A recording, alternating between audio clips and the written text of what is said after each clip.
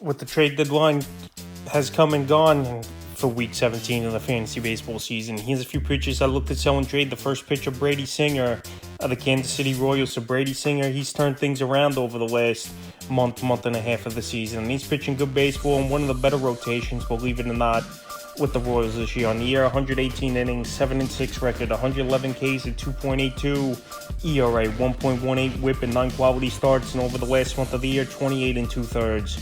3-2 record, 26 Ks, a 1.88 ERA, 1.19 WHIP, and 3 quality starts. So last season, Singer, he had an ERA 5.5, and this season, to go all the way down to a sub 3 at a 2.82 is very impressive. And this Royal team, like I mentioned, with Cole Ragans and Seth Lugo really leading this rotation this season. This whole rotation as a unit for the most part has pitched well. I just don't believe it's going to hold up for Brady Singer. We've seen things like this throughout his career where he has good stretches away from pitching great baseball and starts getting hit. July 14th at Boston, 2 2/3, and that one got the loss. 8 hits, 4 runs, a walk, 3 Ks. July 20th versus the White Sox, 7 innings, got the win. 5 hits, no runs, 2 walks, 7 Ks, a quality start. And July 26th versus the Cubs, 7 innings, got the win. 2 hits, no runs, 2 walks, 5 Ks, a quality starts. At 3 out of 4 outings, it's been quality starts here for Brady Singer. I know, like I said, the ERA is a sub 3, but I believe it's just not going to hold up for him. Today, definitely a great outing, the Chicago White Sox. And then after this outing, I would put him on the trade block and trade him away because the fantasy baseball trade deadline is sooner than later as well. So right now, while Singer's playing good baseball and this Royal team is playing good baseball this season, I just don't believe he's going to keep it up and in one season go from one of the worst starters in the league to one of the best, especially in the American League. So this week, I would trade the next pitcher, Tyler Phillips of the Philadelphia Phillies. So Tyler Phillips coming off a complete game. And Philadelphia, they've been struggling of late, though, losing 9 out of 12 ball games. But Phillips so far this year, very small sample size, 25 innings, 3-0 record, 19 Ks, a 1.80 ERA, 0.76 WHIP, and 2 quality starts. So like I always say, if you could pick someone off the waiver wire and then flip him in a deal with someone of a track record and more consistency, especially after Phillips, like I said, coming off the complete game shutout versus the Guardians, who are a good team, even though their hitting has been hit or miss this season. This is the time to do it. July 13th versus Oakland, 6 innings, got the win. 6 hits, 4 runs, 5 Ks. July 21st at the Pirates, 6 innings, got the win again. 4 hits, no runs, a walk, 3 Ks, a quality start. And July 27th versus the Guardians, got the complete game shutout. 4 hits in that one, a walk, 4 Ks. So pitching good baseball is Tyler Phillips. He's a pitch to contact type of pitcher. And like I said, this Philadelphia Philly team struggling. Not going to be a huge factor in keeping Phillips in that, but I just don't believe he's going to keep it up at this rate, especially coming off a shutout, like I said. And the 3 teams he versed are either mid or bottom half of the league teams in runs scored. So right now, while Phillips is pitching good baseball, and also that he's an unknown has helped him as well, I believe, for fantasy owners. I don't believe he's going to keep it up, and once the league catches on and sees more tape on Phillips, he's more of a contact pitcher.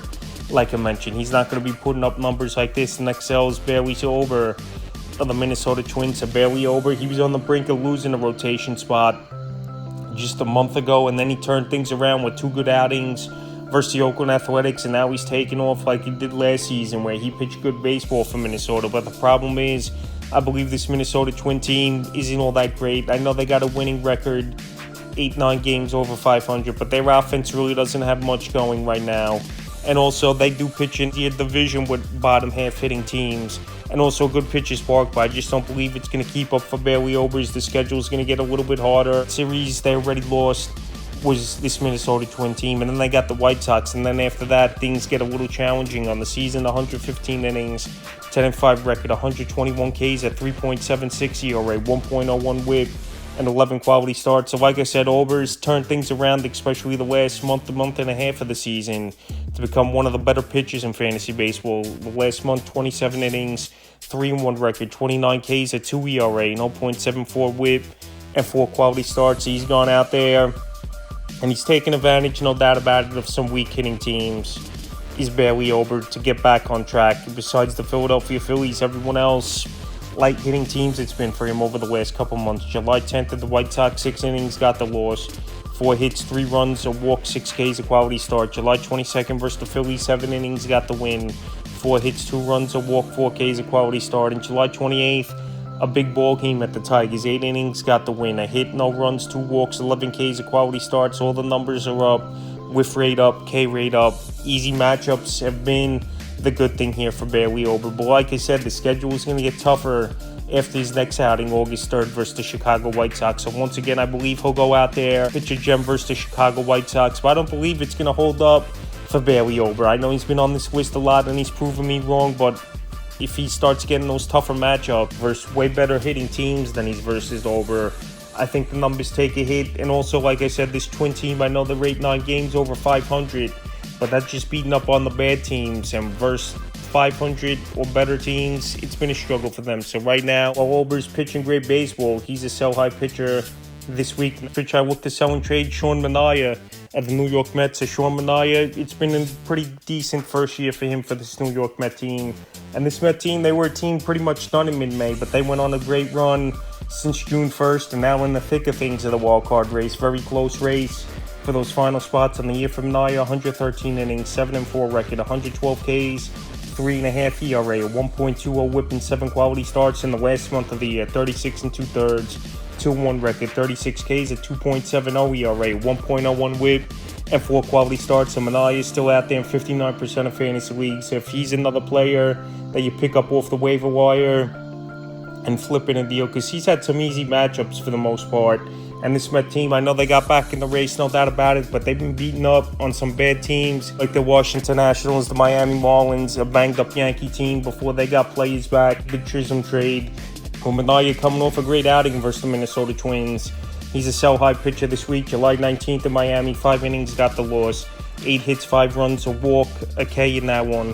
July 24th at the Yankees, 4 2/3, no decision. 3 hits, 2 runs, 4 walks, 4 Ks. And then July 30th versus the Twins, 7 innings, got the win. 2 hits, no runs, a walk, 11 Ks of quality starts. And Manaea, throughout his MLB career, he just has the number of this Minnesota Twin team. No matter what, who's in the lineup or whatever the case may be, in this Twin team, they're good record-wise, but hitting the baseball, I don't think they were all that great. And Manaea, he just went out there and he mowed them down in his latest outing. But even in his other couple outings, Manaea's an up-and-down pitcher. So if his best outing in the season right now is Manaea, he's a sell-high pitcher this week. It's this New York Mets team. They've had a pretty easy schedule, like I mentioned, over the last month and a half. And even versus a team like Miami, we saw he didn't pitch good baseball on July 19th. So while Manaea, the last 2 outings, 1 decent outing and 1 great outing, he's a sell-high candidate this week, because this schedule towards mid-August to almost the end of the season gets tougher for the New York Mets. And we'll see versus good hitting teams how this rotation will pitch. I would sell Manaea off this week, in the 5th and final pitch I look to sell in trades. Dylan Cease of the San Diego Padres. So Dylan Cease coming off the no-hitter versus the Washington Nationals. And that's the only reason I will put him on the trade block and see if I could someone to overpay big time in a deal for Dylan Cease. But I know Cease, one of the better pitchers in the league. On the year, 10-8 record, 131 innings, 168 Ks, a 3.5 ERA, 0.98 whip, and 13 quality starts in the last month of the season. 3-2 record, 32 2/3, 43 Ks, a 2.48 ERA, 0.77 whip, and 4 quality starts. Anytime someone goes out there and pitches either a complete game or a no-hitter, I would trade him off my team, or at least put him on the trade block and see if I could someone to get overpaid big time. And Dylan Cease, that might be the case. Honestly, I wouldn't trade him, but if you could get 2 solid players, a good pitcher, and a nice bat in the deal, this would be the time to do it, because Dylan Cease, he was struggling a little bit in June, and things up here in the month of July. July 13th versus the Braves, 6 innings, got the win.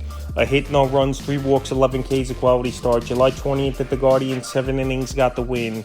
A hit, no runs, a walk, 10 Ks, a quality start. And July 25th at the Nats, no hitter versus the Nationals, 3 walks in that one, 9 Ks in that ball game. So Dylan Cease pitching great baseball, especially the last month of the year, 4 outings in a row with quality starts, where he was struggling in June, like I said, is Dylan Cease. I will definitely be a test versus one of the better teams in the league, in the Los Angeles Dodgers. But this San Diego Padre team, they've been on a surge over the last couple weeks, where they're really getting back up there in the wild card race. Only a half game out of first place in the wild card, and only 6 games out of first in the NL West. So right now, San Diego, they beefed up at the trade deadline, trading for Tanner Scott, trading for Jason Adam, and now with great relievers like that in the bullpen to go with Estrada and Suarez. That really could shorten the game for San Diego. But even though Dylan Cease is coming off the no-hitter, I'll put him on the trade block and see if you could get anything. And if no one's going to overpay, obviously you keep him because he's an elite pitcher this season. So that's a few pitchers I look to sell and trade for Week 17 of the fantasy baseball season.